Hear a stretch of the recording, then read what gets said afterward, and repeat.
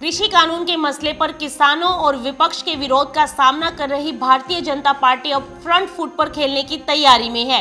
BJP शुक्रवार से देश के अलग अलग शहरों में 700 प्रेस कॉन्फ्रेंस और चौपाल का आयोजन करेगी।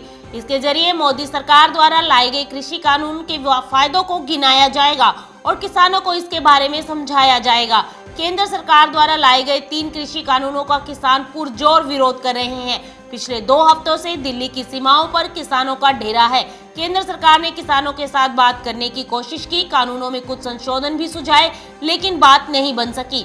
ऐसे में अब बीजेपी की पार्टी ने कहा है कि अब कृषि कानूनों के मसले को जनता के सामने पेश करने का प्लान बनाया है।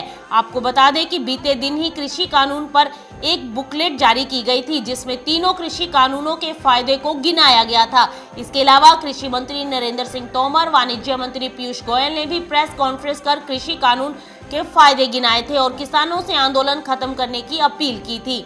भारतीय जनता पार्टी ने लगातार कृषि कानून के मसले पर विपक्ष पर किसानों को भड़काने का आरोप लगाया है। बीजेपी का आरोप है कि विपक्ष किसानों के कंधे पर रखकर बंदूक चला रहा है और बिचौलियों का पक्ष ले रहा है।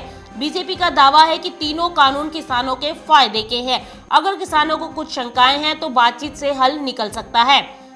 हाल ही में राजस्थान के पंचायत चुनाव और देश के अन्य राज्यों में हुए कुछ चुनावों में मिली जीत के बाद बीजेपी की ओर से कृषि कानून पर समर्थन के तौर पर पेश किया गया है। बीते दिनों प्रकाश जावड़ेकर ने प्रेस कॉन्फ्रेंस कर दावा किया कि राजस्थान में 2 करोड़ से अधिक किसानों ने बीजेपी के पक्ष में मतदान किया है। प्रधानमंत्री नरेंद्र मोदी ने भी कई मौकों पर आरोप लगाया है कि विपक्ष किसानों को भड़का रही है।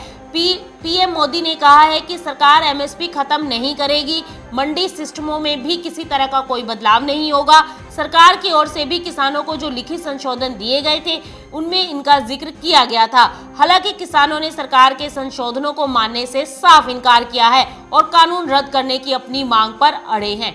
Bureau report, market times TV.